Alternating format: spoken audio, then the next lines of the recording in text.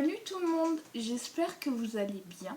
Aujourd'hui commence une nouvelle série de vidéos sur la transidentité. Je vais faire plusieurs genres et là je vais surtout, dans cette vidéo, je vais surtout me concentrer sur la généralité de la transidentité. Donc le parcours qu'on subit, la dysphorie de genre, le genre assigné à la naissance et la définition. C'est voilà, ce sera déjà bien, ça va déjà durer assez longtemps je pense. Donc on est bien. Il y a Domino qui vous fait un coucou. Je sais pas si... Oui. Oui. Voilà. Fais coucou. Coucou.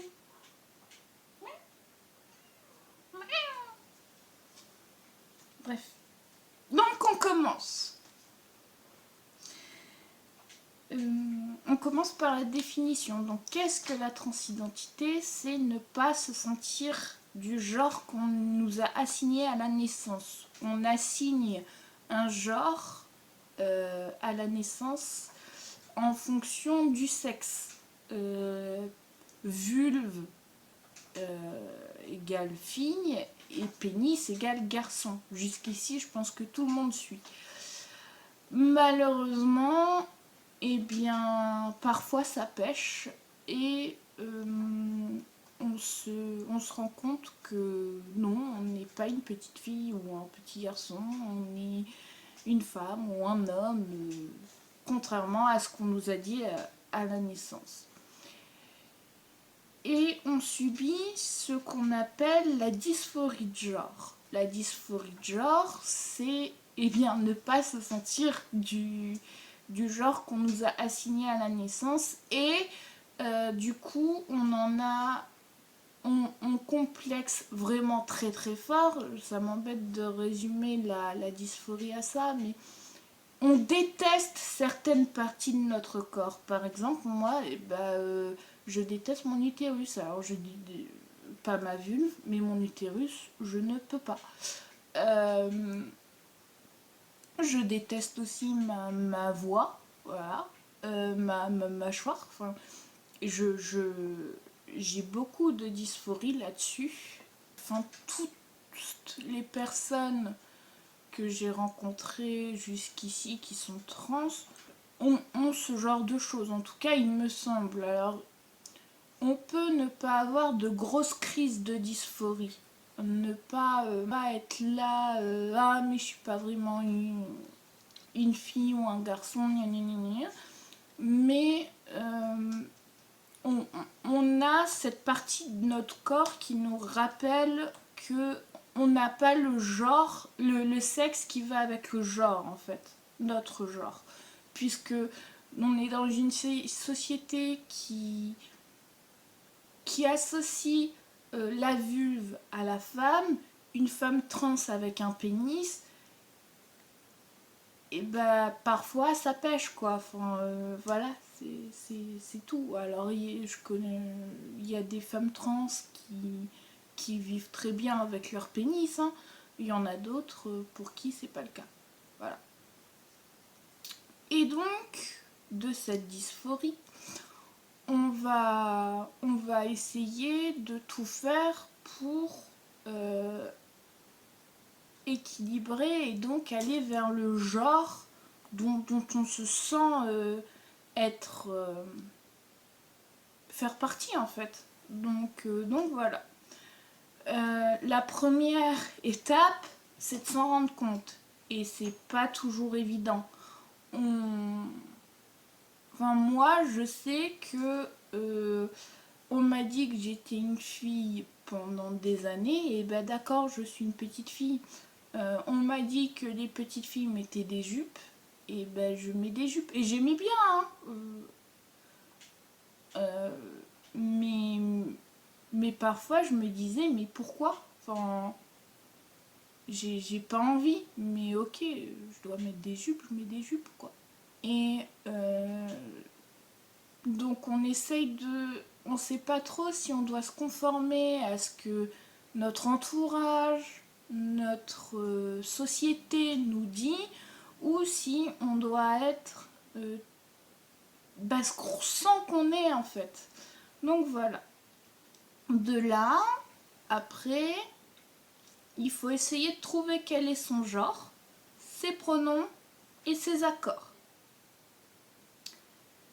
Le genre, donc c'est une construction sociale vu comment on nous perçoit, voilà, fille, garçon ou autre.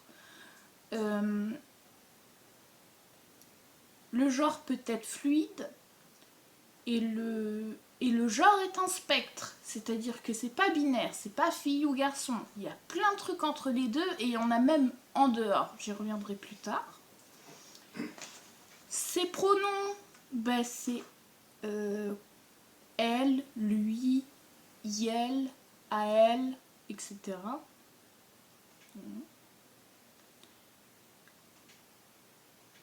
Et les accords, c'est féminin, neutre, inclusif, masculin.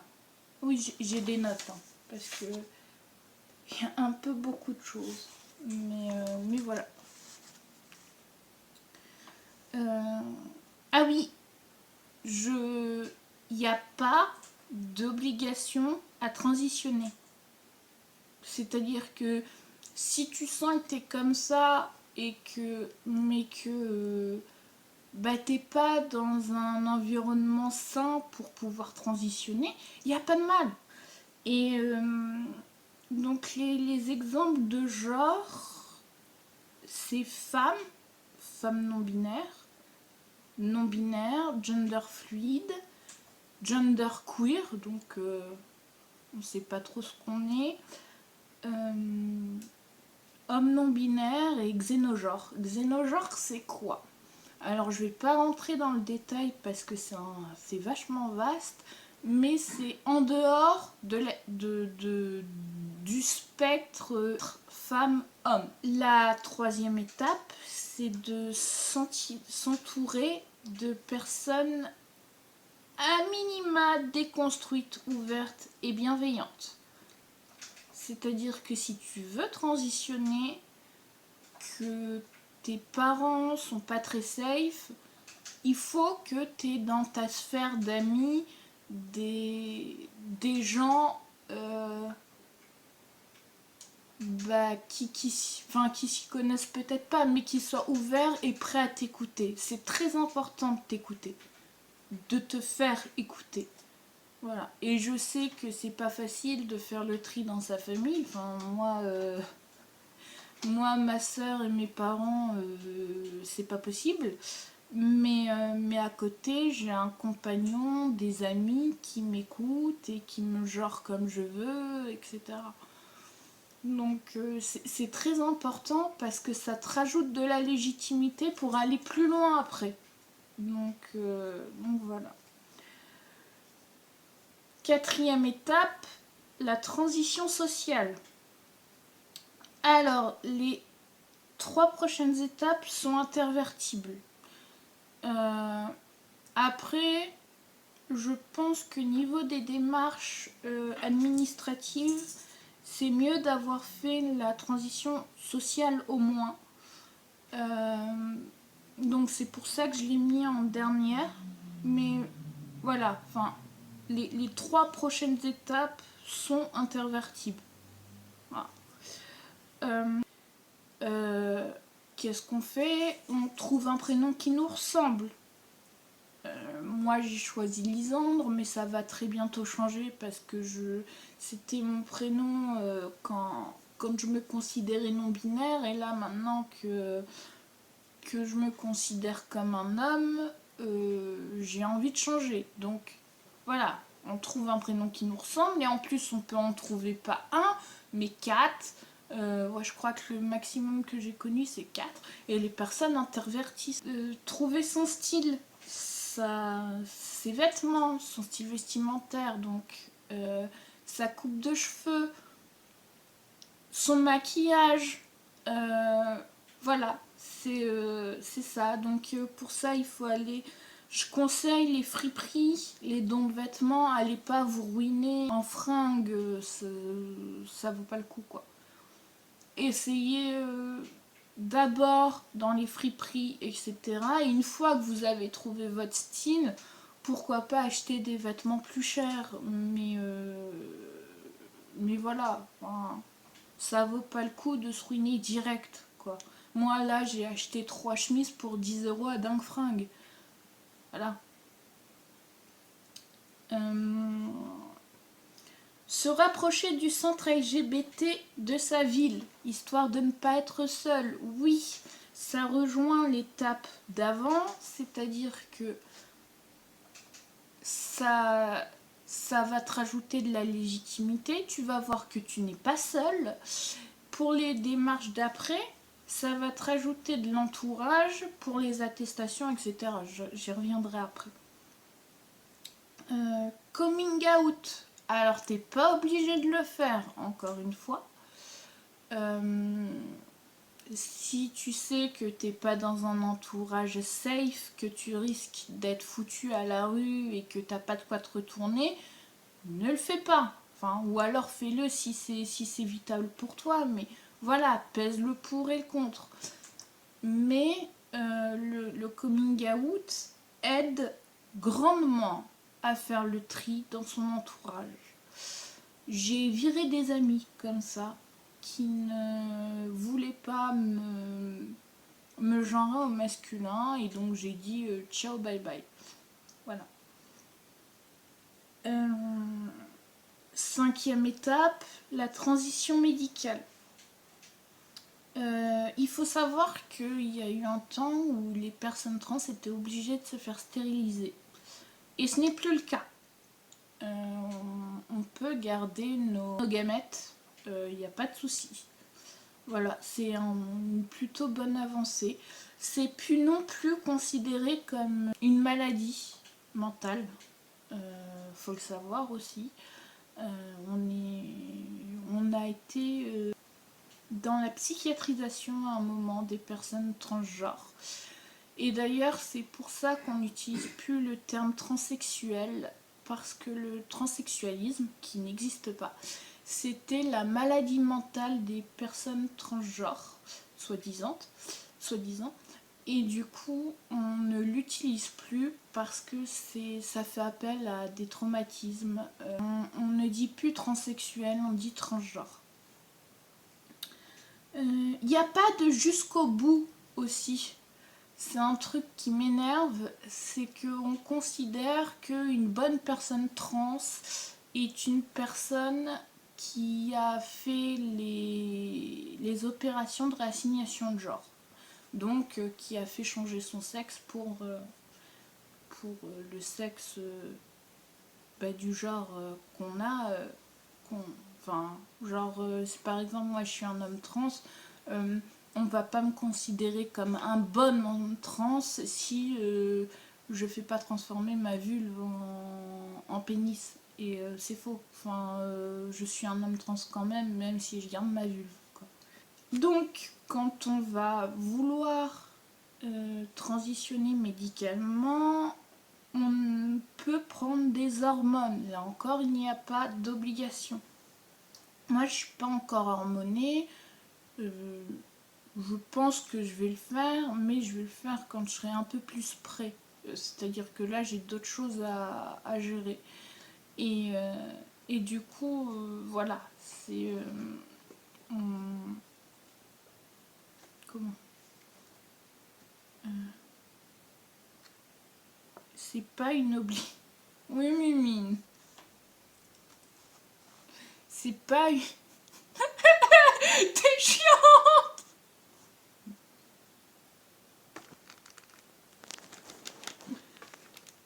C'est bon?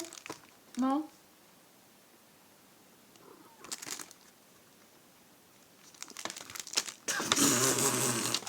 Eh, doucement. Tout ça, ça va être coupé au montage, je crois. Allez, descends de là, Mimine.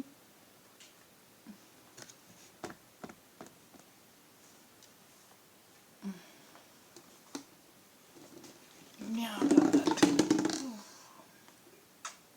Coucou. Bonjour. Comment allez-vous? Tu voulais me faire... pas les griffes sur mon fauteuil. Non. Bon, j'en étais où, moi? Oui, donc pour commencer la transition médicale, on peut choisir d'être hormoné ou non. C'est pas une obligation d'être hormoné. T'es même pas obligé de transitionner médicalement en fait. Les hormones, c'est quoi? Pour les hommes trans, c'est la testostérone et pour les femmes trans, c'est l'œstrogène.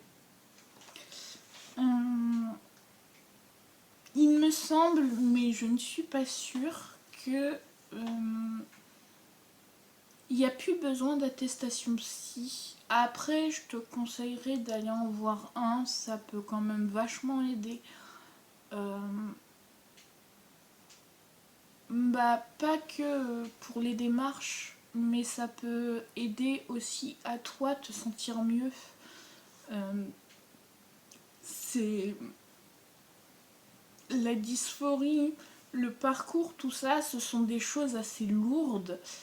Quand on n'est pas bien entouré, ça peut être très très difficile à vivre. Et c'est pas pour rien que dans les personnes trans, il y a un taux élevé de suicide. Voilà, faut le savoir. Il faut être suivi. Si c'est pas par un psy, sois entouré par tes amis. C'est pour ça que j'insiste sur l'entourage. C'est qu'il faut que tu aies des personnes fiables à qui parler. Voilà, t'es pas obligé d'aller voir un psy.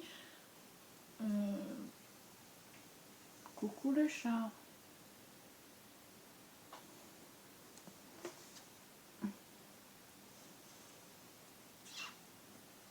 Tu fais ta toute belle.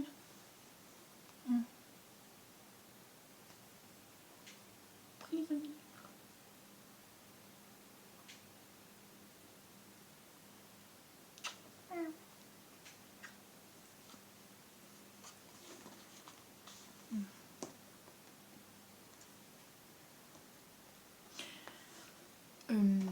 Maintenant, tu fais comme tu veux. C'est ton parcours à toi. Personne n'a le droit de te dire ce que tu dois faire, comment tu dois le faire, quand tu dois le faire, où tu dois le faire. C'est voilà. T'es pas obligé. T'es obligé de rien en fait. Après, il y a la chirurgie de réassignation de genre. Donc c'est ce que j'avais dit. Un homme trans, on va lui faire un pénis, et une femme trans, un vagin. Voilà, c'est très très binaire. Tout ça, ce sont des choses faites généralement par des personnes cis. Donc cis, c'est l'inverse de trans en fait. Et ce n'est pas une insulte. Voilà. Mon mec est cis, j'ai des amis cis, ce n'est pas une insulte. C'est comme être blanc, c'est quand même être un homme, c'est pas une insulte. Voilà. Donc généralement, ce sont des choses faites par des personnes cis et elles fonctionnent très binairement. C'est tout. Donc voilà. Mais t'es obligé à rien. La mammectomie aussi. Là, on enlève les seins ou alors on en met pour les personnes, pour les femmes trans. Voilà, c'est. Je peux rien dire d'autre. Enfin, et l'épilation laser pour les femmes trans aussi. Voilà, c'est à peu près. C'est les 4 choses que je peux dire au niveau transition médicale. Je crois. Après, il y a peut-être d'autres choses et je suis pas au courant, c'est possible aussi. Et enfin, dernière étape, la transition administrative.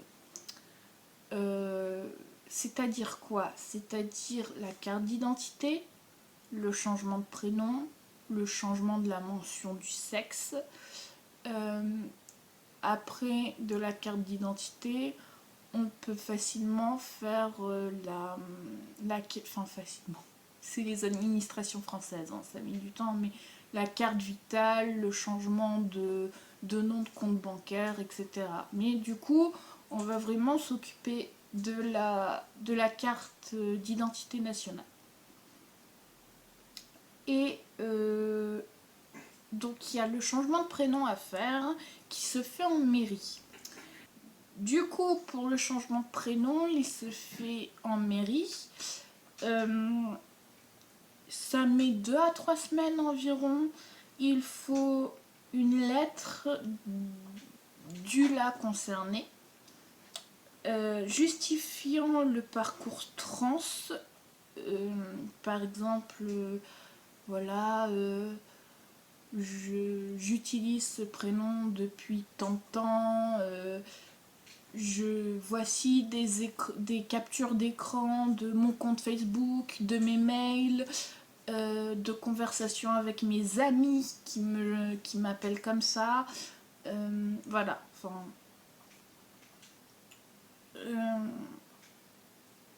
plus si le prénom n'est pas commun,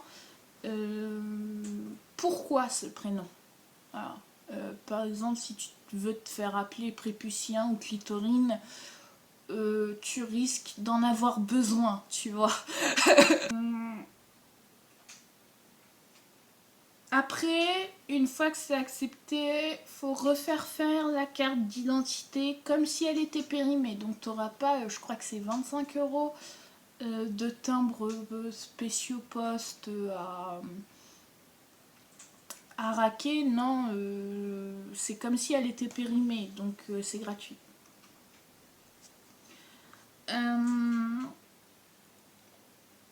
Le changement de mention de sexe, c'est au tribunal de grande instance.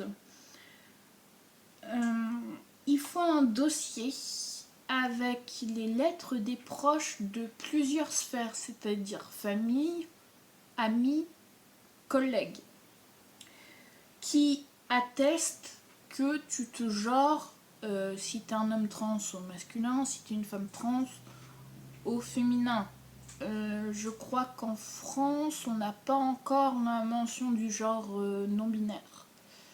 Voilà. Il me semble, mais je dis peut-être des bêtises. Et il faut que tu dises ce qui est prévu dans ton parcours trans. Par exemple, si tu n'as pas fini ta transition médicale, bah, tu le notes. Pareil pour ta transition sociale. Il faut essayer d'être binaire et d'y aller, quoi. Je pense qu'ils vérifieront pas si tu fais pas ta chirurgie de réassignation de genre alors que tu as dit que tu la ferais. Je pense pas qu'ils vérifient, tu vois. Donc t'y vas à fond. Voilà. Et là, ça met moins d'1 an. C'est très lent. Et puis c'est l'administration française, quoi. C'est tout pour aujourd'hui. Il y a à peu près une demi-heure de vidéo, donc ouais, non, je vais beaucoup couper. Mais il y a plus de 20 minutes de vidéo, donc je pense que c'est bon pour aujourd'hui. Et puis je vous dis à vendredi. Et je vous fais des gros bisous.